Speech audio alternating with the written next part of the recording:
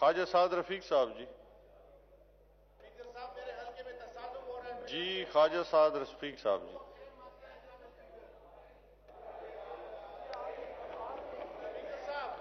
احمد ڈوگر صاحب درانی صاحب کا کوئی ایشو ہے چونکہ آپ کے علم میں ہے کہ پوائنٹ آف آرڈر پہ بات نہیں ہو سکتی ڈیورنگ سیشن تو کائنڈلی ان کے ساتھ بیٹھ کے کوئی ایشو ہے تو وہ جی خواجہ سعد رفیق صاحب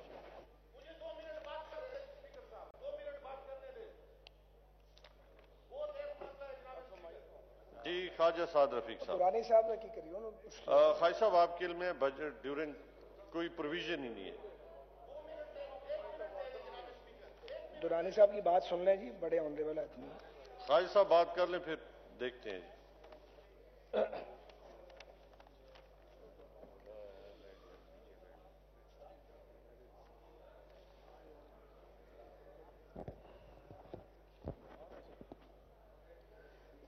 جی خواجہ صاحب ڈوگر صاحب رکاوٹ بنے ہوئے میرے اور آپ جی ڈوگر صاحب پلیز احمد ڈوگر صاحب ویسے بنتے نہیں ہوتے رکاوٹ لیکن آج بن گئے جی ڈوگر صاحب تشریف رکھیں ممبر جو ہے وہ ڈسٹرب ہو رہے ہیں خواجہ صاحب جی خواجہ صاحب سٹارٹ بسم اللہ الرحمن الرحیم شکریہ جناب چیئرمین یہ کچھ دن پہلے کی بات ہے چند ہفتے پہلے کی کہ پاکستان کے موجودہ وزیر خزانہ جناب شوکت ترین صاحب ابھی وزیر خزانہ نہیں بنے تھے تو ان کا ایک ٹی وی انٹرویو دیکھنے کا موقع ملا جس میں شوکت ترین صاحب نے موجودہ حکومت کی معاشی پالیسیوں پر شدید تنقید کی اور ان کے انٹرویو کا لب لباب یہ تھا کہ پی ٹی آئی کی حکومت نے پاکستانی معیشت کو طے پر لگا دیا ہے اور بہت نقصان ہوا ہے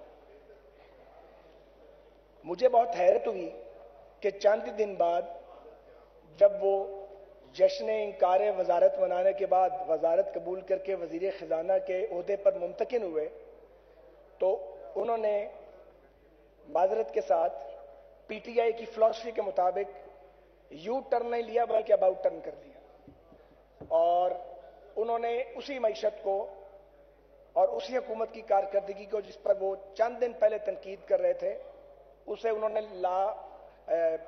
نے کہا کہ اس سے بہتر کام نہیں ہوا اور یہ کہ یہ بہت اچھا انہوں نے کام کیا اور وہ بھول گئے کہ چند دن پہلے وہ اسی حکومت کی معاشی پالیسیوں پر شدید تنقید کر رہے تھے میں نے سنا ہے کہ ترین صاحب نے یہ بھی کسی جگہ کہا ہے کہ میں جھوٹ نہیں بولتا وہ ٹھیک کہتے ہوں گے وہ خود ہی وضاحت فرما دیں کہ ان کا کون سا بیان ٹھیک ہے وزیر خزانہ بننے سے چند دن پہلے کا یا وزیر خزانہ بننے کے فوراً بعد کا حالات یہ ہیں حضور کہ ہم نے بڑے بڑے وزیر دیکھے خود بھی وزارتیں کی ہیں لیکن یقین کریں ایسی نابغہ اثر ہستیاں ہم نے نہیں دیکھی یعنی ایک سینئر وزیر کھڑا ہو کے اگر ایوان میں کہے کہ کے پی کے میں نہ کوئی غریب ہے نہ کوئی کچا مکان تو پھر ماتم کرنے کے حالات بن گئے ہیں نوشہرہ سے آپ آ رہے ہیں اور آپ کو یہ نہیں پتا کہ نوشہرہ کے حالات کیا ہیں ایک اور وزیر موصوفہ یہ فرماتی تھی کہ موسم بہت اچھا ہے کیونکہ عمران خان صاحب کی حکومت آ گئی ہے ایک اور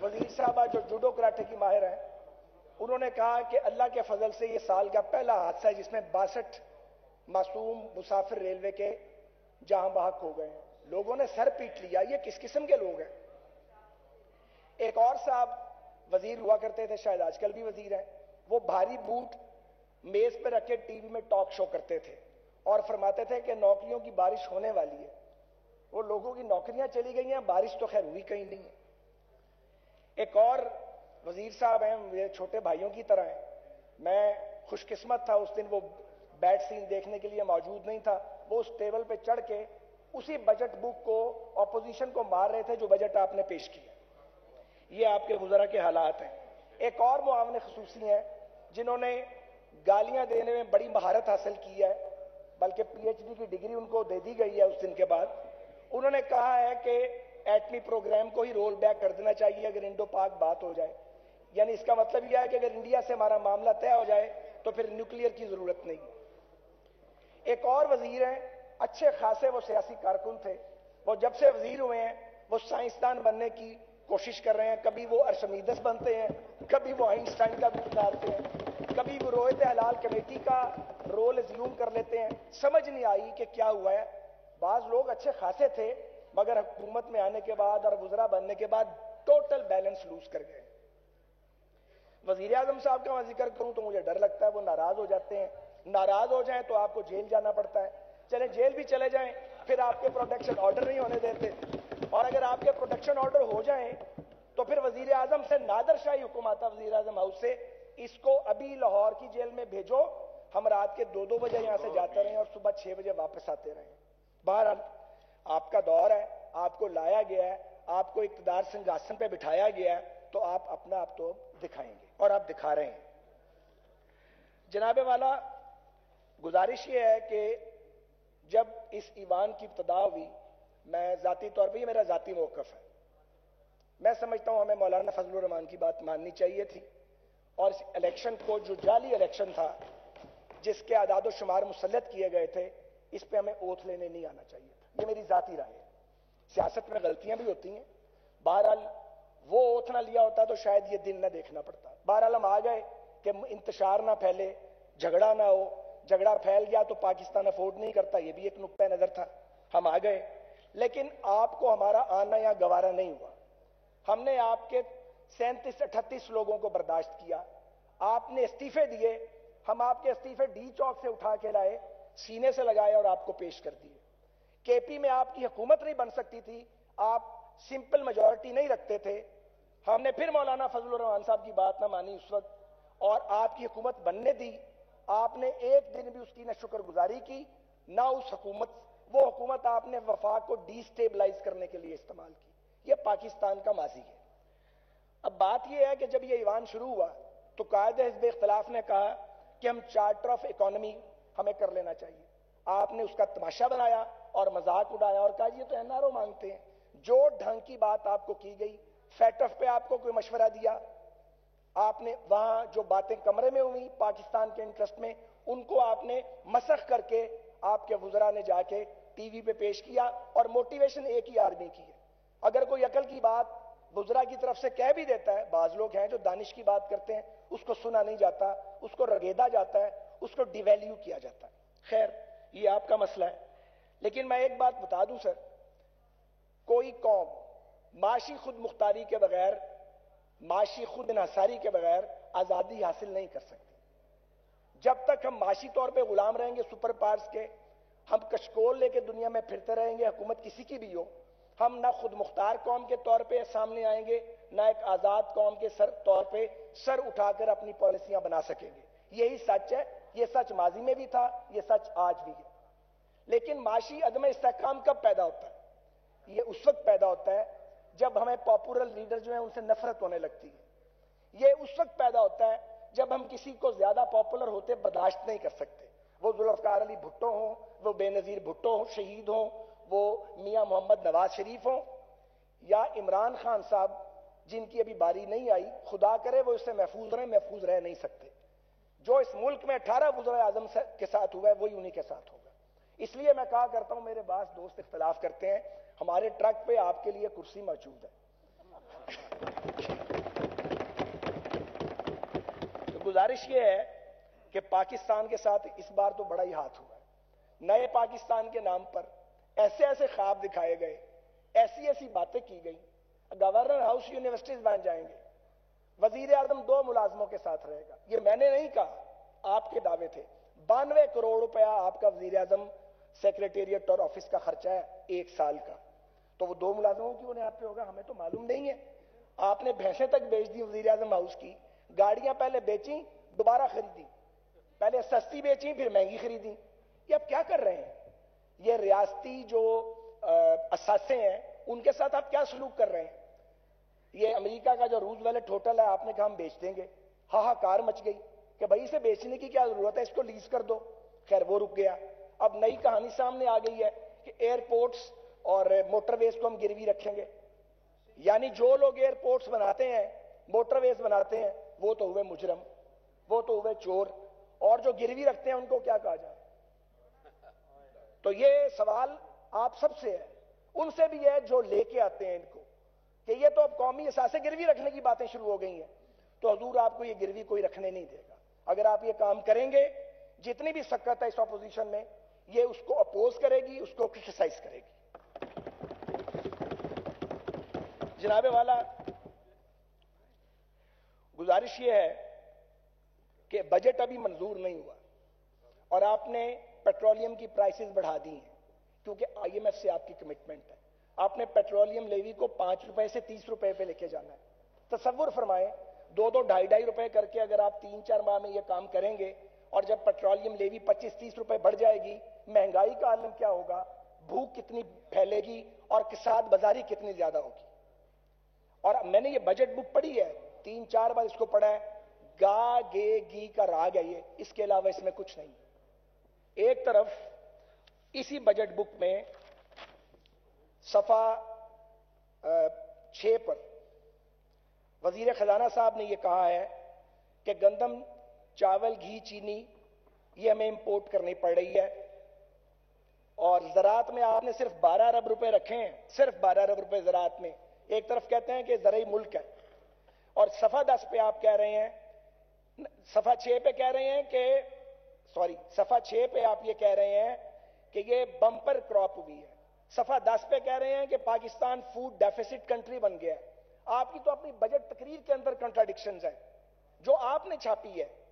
اور آپ یہ بتائیے کہ اگر گندم، چاول، گھی اور چینی آپ نے پاکستان میں امپورٹ کرنے ہیں تو آپ اپنی زرعی پالیسی کی کم از کم ناکامی کا اعتراف کر لیں، اس پہ اترائیں تو نہیں۔ لوگوں کو آپ غلط فگرز پیش کر کے آپ ان کو مس گائیڈ کتنی دیر کریں گے؟ آپ نے لکھا ہے بجٹ تقریر میں جی ٹڈی دل کے حملے سے کاٹن کی جو فصل تھی تباہ ہو گئی، تو لوگوں کو بتائیں کہ ٹڈی دل کا آپ افریقہ سے آنے کا انتظار کرتے رہے، وہ آپ کے ڈیزرٹس میں یہاں افزائش ہو رہی تھی اور آپ سوئے ہوئے تھے، آپ کو پتہ ہی نہیں تھا کہ افزائش یہاں بھی ہوتی ہے۔ اور جب اس کے جھنڈ تیار ہو گئے اور وہ جھنڈ اڑے، حملہ ور ہوئے اور ہر چیز چٹ کر گئے، آپ کے پاس مقابلہ کرنے کے لیے کچھ نہیں تھا۔ آخر آپ نے یہ بلا این ڈی ایم اے کے گلے میں ڈال دی کہ اب یہ ڈھول تم بجاؤ، اور لوگوں کی اربوں روپے کی فصلات تباہ ہو گئی۔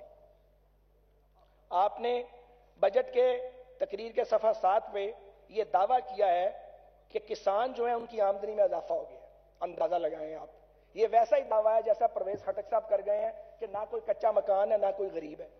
بھائی کسانوں کی آمدن آپ نے کہا 3100 ارب روپے ہوئی ہے، پچھلے سال سے 800 ارب روپے، گویا 8000 کروڑ روپے زیادہ کما لیے کسانوں نے۔ وہ کون سے کسان ہیں؟ ہمیں ان کی شکل تو دکھائیں، انہوں نے سلیمانی ٹوپی پہنی ہوئی ہے۔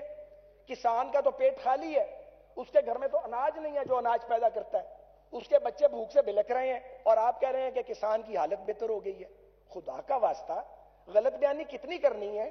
کم از کم آپ کالے کو سفید اور سفید کو کالا تو نہیں کر سکتے۔ آپ نے بجٹ سپیچ کے پیج 8 پہ بولا ہے کہ فی کس آمدنی میں اوسطاً 15% اضافہ ہوا ہے۔ کس کی آمدنی میں اضافہ ہوا ہے؟ وہ لوگ کدھر ہیں جن کی انکم بڑھ گئی ہے؟ اگر انکم بڑھی ہے تو مہنگائی تو 4 گنا بڑھ گئی ہے۔ وہ غریب آدمی ہے، وہ دہاڑی مزدور ہے، یا وہ کوئی آدمی ہے جو 2-4-5 لاکھ مہینے کا کماتا ہے، ہر بندہ رو رہا ہے، ہر شخص رو رہا ہے، اور آپ فرما رہے ہیں کہ فی کس آمدنی میں اضافہ ہو گیا ہے۔ آپ نے ترسیلات زر میں اضافے کی بات کی کہ فورن ریمیٹنس آ رہی ہیں، ان میں اضافہ ہوا ہے، تو ہونا نہیں تھا۔ جب ڈالر کی قیمت آسمان پہ جا پہنچے گی تو وہ لاکھوں پاکستانی جو باہر مزدوری کرتے ہیں اور اپنے بیوی بچوں اور ماں باپ کا پیٹ پالتے ہیں، ان کو وہ جو وہاں سے بیچتے ہیں زر مبادلہ کما کے، ان کے گھر کے خرچے ہی پورے نہیں ہو رہے۔ سو جو بیرون ملک پاکستانی ہیں جن کے آپ بہت ہمدرد بنتے ہیں اور جو پیسے کما کے پاکستان بھیجتے ہیں، انہوں نے اپنی بیلٹ ٹائٹ کی ہے اور محنت زیادہ کی ہے اور زیادہ پیسے بھیجے ہیں تاکہ ان کے گھر کا بجٹ تو چلے، ان کے اخراجات تو پورے ہوں، اور آپ اس کا کریڈٹ لے رہے ہیں۔ جو آپ کا ڈسکریڈٹ ہے اسے آپ کہتے ہیں کہ یہ ہمارا کریڈٹ ہے۔ تو جی گزارش یہ ہے کہ ریلوے پر میں ضرور بات کرنا چاہتا ہوں۔ کاش کے سابق وزیر ریلوے یہاں موجود ہوتے، جنہیں الزام لگانے کے علاوہ کوئی کام نہیں آتا اور بیڑا غرق کر دیا اس شخص نے پاکستان ریلویز کا۔ میں یہ بات سواتی صاحب کے بارے میں نہیں کر رہا، سواتی صاحب کے ہاتھ سرا نہیں آ رہا، لیکن جس نے کباڑا کیا ہے، یعنی آپ دیکھیں ایک آدمی روز فائل بغل میں ڈال کے نیب کے دفتر جاتا تھا کہ کسی طرح اس پہ کوئی مقدمہ بنے، پھر بھی کامیاب نہیں ہو سکے۔ مجھے جب یہ محکمہ ملا تھا نون لیگ کو 18 अरब रुपए सालाना अर्न करता था, मुनाफे की बात नहीं कर रहा, अर्न करता था। जब हमने छोड़ा 50 अरब सालाना पे हमारी अर्निंग थी। हमें जब खसारा मिला तो वो 32 अरब था, जब छोड़ा तो वो 37 अरब था। इनकम में 32 अरब का इजाफा हुआ, खसारे में 5 अरब का। आज आपकी इनकम वही 50 अरब के गिर्द घूम रही है 3 साल बाद, और आपका खसारा 60 अरब रुपए को छू रहा है। आपने बेड़ा गर्क कर दिया उस 5 साल की मेहनत का और टर्न अराउंड का जो किया गया था। आप अंदाजा लगाइए कि जो पीएसटीपी है, जो एनुअल डेवलपमेंट प्रोग्राम है, जो पैसे देती है वफाकी हुकूमत रेलवे को, आपने 3 साल में तकरीबन 60 अरब रुपए दिए जो खर्च नहीं हुए। हमने 120 अरब रुपए रेलवे को दिए थे। आपको मैं बताऊं कि हमने जो नए रेलवे स्टेशन बनाए, जिनकी बाज लोगों को बहुत तकलीफ है, उनमें कमर्शियल एरियाज हैं। उन कमर्शियल एरियाज को आपने सिर्फ लीज करना था। आपने उन 11 रेलवे स्टेशन में किसी एक कमर्शियल एरिया की 3 साल में एक दुकान लीज नहीं की। 300 करोड़ रुपया हम लगाए के हमने बनाई थी सिब्बी हरनाई लाइन, 300 करोड़ रुपया पाकिस्तान का। पूछे बलोचिस्तान वालों से, वो बन चुकी है, आप ट्रेन नहीं चला रहे 3 साल से। 7 अरब रुपए आप बहावल नगर समासटा सेक्शन पे लगा रहे हैं। क्यों? एक्सीडेंट हो रहा है ML1 पे रोज, ML2 पे काम ठीक नहीं हो रहा। आप मेन लाइंस को छोड़ के एक ब्रांच लाइन पे 700 करोड़ रुपया लगा रहे हैं। किसके कहने पे? मुझे पता है आप किसके कहने पे लगा रहे हैं। ये आपकी तरजीहात गलत है। आप कौमी खजाने का गलत इस्तेमाल कैसे कर सकते हैं, मगर आप कर रहे हैं। रॉयल पाम क्लब जो कब्जा था, सारी जंग हमने लड़ी, अल्हम्दुलिल्लाह सुप्रीम कोर्ट से वो जंग जीती गई। और एक वजीर साहब वजीर आजम को लड्डू खिला रहे थे, मुझे कोई एतराज नहीं है, लड्डू जरूर खिलाते भाई। आज 2 साल हो गए हैं वो रॉयल पाम क्लब, आपने उसकी इंटरनेशनल बिड करनी थी, किसी को देना था ताकि वहां से कोई 40, 50, 60 करोड़ साल का रेलवे को आता। 40 रुपए नहीं आ रहे। आप एक दुकान लीज करने की काबिलियत नहीं रखते। एक क्लब आप जो है वो बिड करके किसी कंपनी को आप दे नहीं सकते। आप बनी बनाई रेलवे लाइन जो नई बनाई है उस पर आप ट्रेन नहीं चलाते आप, और आप कहते हैं हमने बड़ा काम किया। पंक्चुअलिटी आपने बर्बाद करके रख दी है। और तो और मुसाफिर कोचेज आपकी शॉर्ट है। चेयरमैन साहब मुस्कुरा रहे हैं, ये भी रेलवे की स्टैंडिंग कमेटी के मेंबर हैं, काफी इन्हें पता है। फ्रेट वैगन्स आपकी खराब हैं। और एक और इल्जाम लगाया गया जी ये लोकोमोटिव ज्यादा खरीदे थे। सुने जरा, टोटल लोकोस 461 हैं, उनमें वो 69 लोकोस भी शामिल हैं जो जनरल जावेद अशरफ काजी लेके कबाड़ खाने में खड़े कर गए। उन्हें तो आज तक नहीं किसी ने बुलाया। जो मुल्क चलाते हैं, मुल्क को सर्व करते हैं, उनको घसीटते हो, उनको 1.5 साल जेल कटवाते हो। और जो लोकोस हम लेके आए हैं उन पे जो इन्वेस्टमेंट हुई थी उनसे दुगनी अर्निंग वो रेवेन्यू की कमा के दे चुके हैं इसको, पाकिस्तान रेलवेज को। तो हम तो जेलें काट के आए, और जो वो लोकल्स जो नकारा स्क्रैप लेके आए हैं उनको कोई बुलाने वाला, उन्हें कोई कॉल अप नोटिस नहीं जाता। जरूरत है किसी की उन्हें कॉल अप नोटिस भेजे? Ayesha winder please. सर मुझे बात तो मेरी पार्टी का टाइम है, पूरा करने दें। तो गुजारिश ये है कि टाइम जो है ना वो पार्टी कंज्यूम कर गई है। हमने जनाब आपको 142 के करीब नए लोकोमोटिव दिए थे, जिनमें 24 ओवरहॉल्ड लोकोमोटिव थे 5 साल में। आपने एक लोकोमोटिव 3 साल में ना ओवरहॉल किया ना नया ऐड किया। और आपके जो ओवर एज लोकोमोटिव हैं वो उनकी तादाद 234 है। अभी 234 लोकोस वो हैं जो ओवर एज हो चुके हैं, और आप इल्जाम लगाते हैं कि हम ज्यादा लोकोस लेके आ गए हैं। तो रेलवे में ML1 जी हमने बड़ा काम किया है। अरे भाई, फ्रेमवर्क एग्रीमेंट हमने किया, प्रिलिमिनरी डिजाइन हम बना गए, उसके लिए SPV हमने बनाया। आपने क्या किया? आते ही आपने वो जो एक स्पेशल यूनिट था SPV उसको तोड़ दिया। अब तक कोई SPV नहीं बना। 3 साल में ML1 का फेज 1 मुकम्मल होना था और 160 पर ट्रेन फेज 1 में चलनी थी।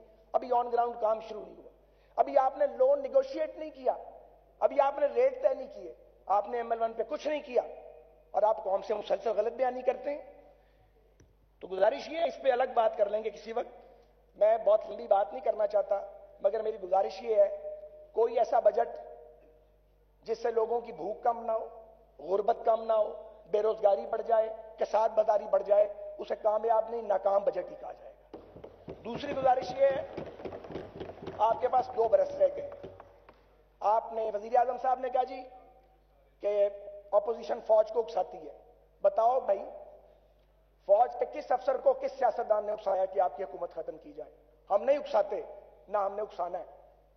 हम अपोज करेंगे आपको, क्रिटिसाइज करेंगे आपको, धरना दे के आपकी हुकूमत नहीं गिराएंगे, क्योंकि धरने दे के जब हुकूमतें गिराई जाती हैं तो फिर अगली हुकूमत भी धरने से गिरती है। आप इस खौफ से निकल जाएं बाहर, लेकिन आप कुछ करके दिखाइए। आपने पाकिस्तान की रियासत का मजाक बना दिया। आप जहांगीर तरीन के लिए अली जफर एडवोकेट मोहतसिब है, हमारी मोहतसिब नैब है। आपके 2 गुजरा पकड़े जाए, 90 दिन में बाहर आए, हम 1.5 साल बाहर ना आए। आप जाके कोशिश करें कि हमारी जमानतें कैंसिल करवाएं, हम आपके साथ ये नहीं करेंगे। मैं इस पे बिल्कुल क्लियर हूं, क्योंकि कहीं इंतकाम का सिलसिला रुकना चाहिए, मगर आपने भी कहीं रुकना या नहीं रुकना? आपने ये मुल्क चलाना है या ये तमाशा लगाना है? यहां पे पाकिस्तान खतरात में घिरा है।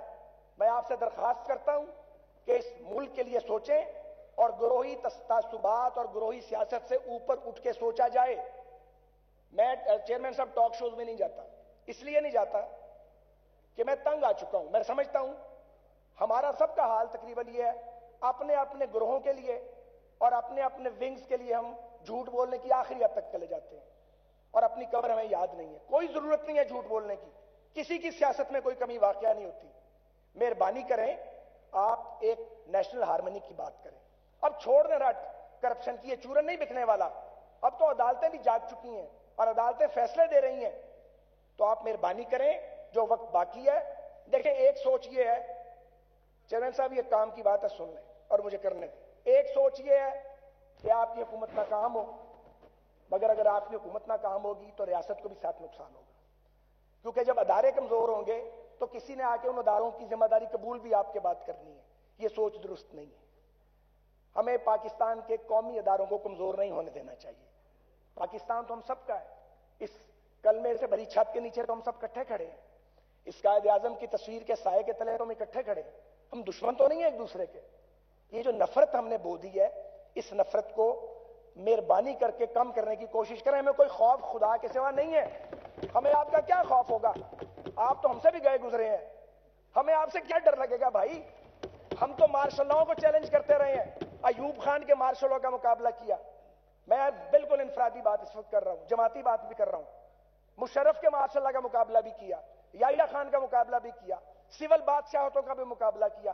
13-14 बार जेल जा चुके हैं। ये कोई खौफ नहीं है, लेकिन पाकिस्तान के हाल पर रहम करें। आप सीधे मुंह सलाम लेने के लिए किसी से तैयार नहीं है। आप अपोजिशन से हाथ बढ़ा के बात करने के लिए तैयार नहीं है। अकेले चलाएंगे मुल्क को? ये जो अब अमेरिकन प्रेशर आ रहा है, अगर मान लिया जाए कि इमरान खान साहब दुरुस्त बात कह रहे हैं कि अड्डे नहीं देने, तो क्या आपको इस पर सपोर्ट नहीं लेनी? क्या आपने एपीसी नहीं करनी? मैं 2 तजावीज दे के बात खत्म करूंगा। एक तो मेरी गुजारिश ये है कि अफगानिस्तान में सूरत हाल बदल रही है, वहां एक फ्लैश पॉइंट बन रहा है और वो खित्ते के लिए एक और पाकिस्तान के लिए एक सिचुएशन बन रही है। ये मेरी जाती तजवीज है, जमाती तजवीज फिर नहीं। लेकिन मैं ये समझता हूं कि भले आप पार्लियामेंट का इन कैमरा सेशन करें या पार्लियामेंट लीडर्स को बुलाएं और जो सिक्योरिटी रिलेटेड अदारे हैं वो ब्रीफ करें कि इस वक्त अफगानिस्तान की सिचुएशन क्या है, पाकिस्तान की पॉलिसी क्या है। एक थॉट प्रोसेस से गुजरें, खुदा का वास्ता। संजीदगी हमें इख्तियार करनी चाहिए। 22 करोड़ लोगों की जिंदगियों का मामला है। हम एक न्यूक्लियर स्टेट है, रोटी खाने के लिए हमारे पास नहीं है। पाकिस्तान के दुश्मन इस न्यूक्लियर वेपन को हमसे लेना चाहते हैं। मुल्क दुनिया में साजिशें हो रही हैं, हम एक दूसरे का किरेबान फाड़ने में मसरूफ है।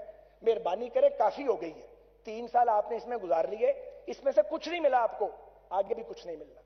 तो इसलिए मैं ये गुजारिश करूंगा कि हुकूमत को अब भी चाहिए कि जो वक्त उनके पास बचा है वो बजाय लान तान करने के, मतून करने के और गाली ब्रिगेड को और गालम गरोच के लश्कर बनाने के, इसकी बजाय वो पाकिस्तान को चलाने की फिक्र करें।